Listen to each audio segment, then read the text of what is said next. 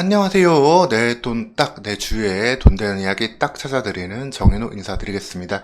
오늘은 11월 27일이고요. 오늘도 어떠한 이슈들이 있었는지 좀 말씀드리도록 하겠습니다. 충분히 이렇게 신문 기사들 속에서도 재미있는 이슈를 찾아볼 수 있는데요. 우선 연말까지 이제 한 달 정도 남았잖아요. 시장이 어떻게 될까 좀 재밌는 기사가 있어가지고 좀 갖고 왔습니다. 물론 이 기자 아저씨가 쓰는 기사가 좀 종목단 쓸 때는 좀 물리는 기사들 많이 올리는 사람으로 좀 유명한데 이건 보지 마시고요.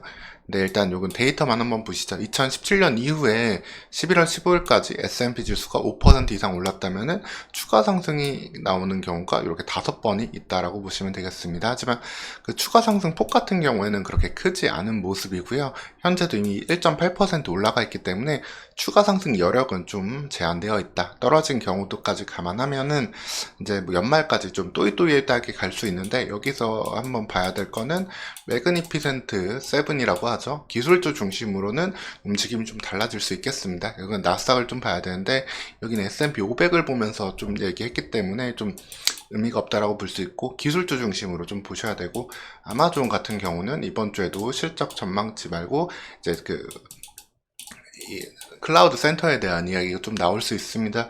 클라우드 센터 AI 관련은 결국 또 반도체랑 연결될 수밖에 없는 부분인데 이 부분이 어떻게 또 여러분들 기회가 올지 한번 체크해 볼 수 있겠습니다.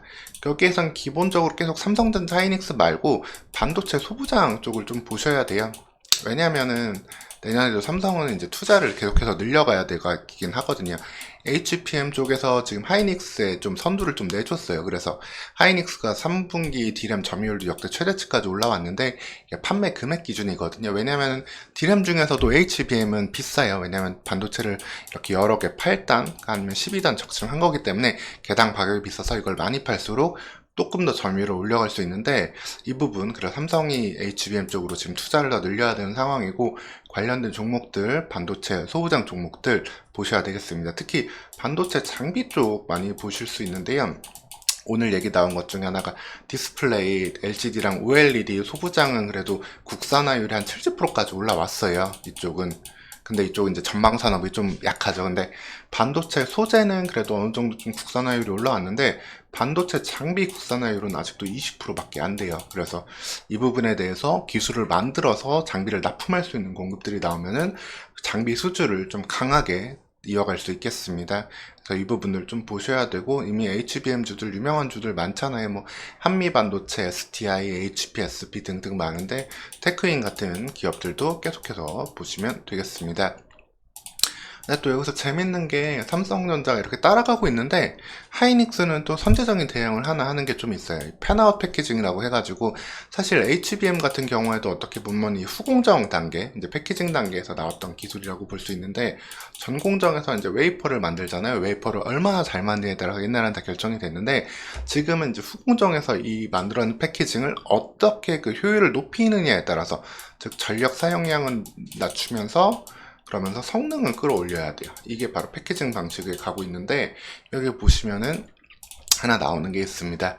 기존 패키징 방식 말고 이제 웨이퍼 레벨 패키징, 웨이퍼 단계에서 그대로 잘라서 재배열을 하고 바로 위에 얹는 방식을 이야기를 하는데 이를 통해 가지고 중간에 이런 기판 같은 거 프레임을 쓸 이유도 없어지고 여기서 바로 패키징 함으로써 효율을 더 높일 수 있습니다.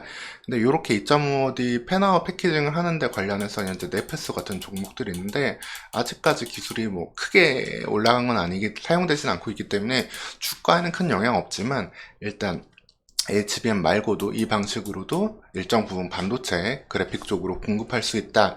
이 부분도 여러분들 좀 미리 선제적으로 관심 가져보시면 되겠습니다. 어쨌든 결론은 삼성전자 하이닉스도 물론 괜찮을 수 있지만 이런 반도체 소부장 종목들 이런 종목들 계속해서 보셔야 되고요. 다만 이제 좀 2차전지 쪽은 조금 좀 애매해질 수 있겠어요. 2차전지 쪽은 지금 이 권영수 이분이 지금 이제 융퇴 후보들한테 자리를 이제 물려주고 간다고 하는데 뭐 타사로 갈 수도 있지만 어쨌든 LG엔솔 주식을 전량 손해보고 팔았어요. 내년에는 이제 이거 공시 안 해도 되거든요. 내년에 팔 때는. 그래서 내년 이후에는 좀 편하게 파실 수 있는데 자 보시면은 자, 내년 3월 퇴임 이후에는 임원이 아니기 때문에 이렇게 공시를 할 필요가 없는데도 불구하고 굳이 갖고 있는 주식을 다 손해보면서 팔아가지고 내년에 좀 2차전지 어떻게 될지 뭐 잘 됐으면 좋겠지만, 일단 2차전지만 갖고 계신 분들은 반도체도 좀 같이 보셔야 되고요. 그리고 히토류 배제, 이제 중국발 소재 이슈도 계속해서 나오고 있기 때문에 이쪽도 2차전지 대형주가 어떻게 될지 보다도 2차전지에서 좀 벗어나는 소재, 뭐 LFP 배터리도 대안이 될 거고, 흑연 관련주 혹은 이제 실리콘 음극재 관련주들 계속해서 여러분들 좀 체크를 해볼 수는 있겠습니다. 즉 2차전지도 대형주보다는 이런 쪽으로 계속 이슈가 될 수 있다라는 점 체크해 보시면 되고요. 그리고 최근에 가장 이슈가 되었던 거는 이제 로봇이잖아요. 사실 이 기사에 여기 두산 로보틱스가 여기 깨 있는 게 조금 이해가 안 되는데, 그만큼 나머지는 다 정치 테마주의 대부분 다 이제 다 한동훈인데, 유일하게 두산 로보틱스만 아닌데도 이렇게 올라와 있죠. 그 이유가 이제 그 11월 달에 그 법이 하나 바뀌면서 로봇이 이제 돌아다닐 수 있게 됐잖아요. 두산 로보틱스는 이제 아직까지 로봇을 대부분 공장에서 많이 쓰는데, 이런 공장 설비 쪽 로봇뿐 아니라 이런 일반 로봇들, 뭐 조리라든가 배달 로봇, 이런 로봇, 그리고 그 외에도 M&A로도 로봇 사업 확장하려는 기대감 좀 있기 때문에 레인보우 로보틱스 말고 두산 로보틱스 같은 경우는 좀 올랐음에도 한번 계속해서 눌릴 때는 기회를 더 볼 수도 있다. 왜냐면은 지금 이런 이슈도 계속해서 나오거든요. 얼마 전에 뭐 학교 급식실에도 이제 로봇이 들어가 있고, 이제 여러 가지 식당 조리 쪽에 계속해서 로봇들 들어가고 있는데, 기본적으로 인력난 그리고 고인건비 이슈가 좀 되면서 이 로봇 관련된 부분들은 내년에도 좀 두산 로보틱스는 관심을 좀 둘 수 있겠습니다.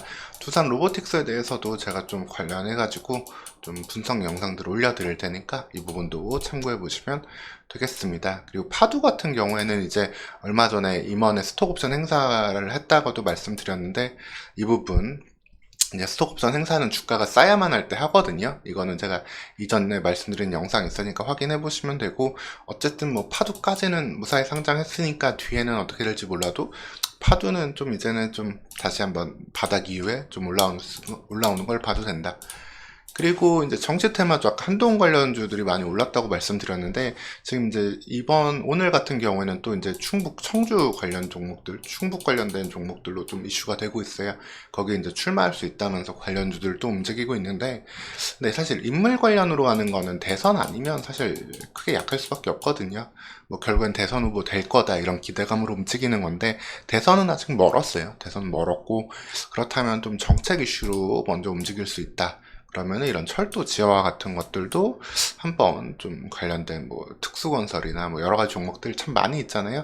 이런 부분들도 한번 움직일 수 있다 정도만 기억해 두시면 되겠습니다.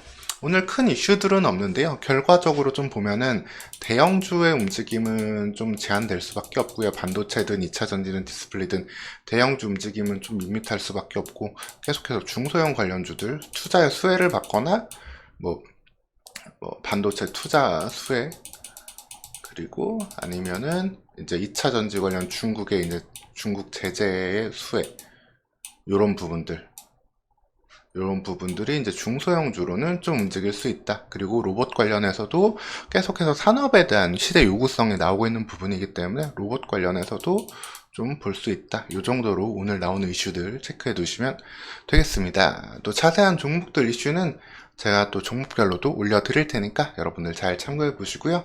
오늘도 성공적으로 원하시는 바 이루는 하루 되시길 바라겠습니다. 오늘도 시청해 주셔서 감사합니다.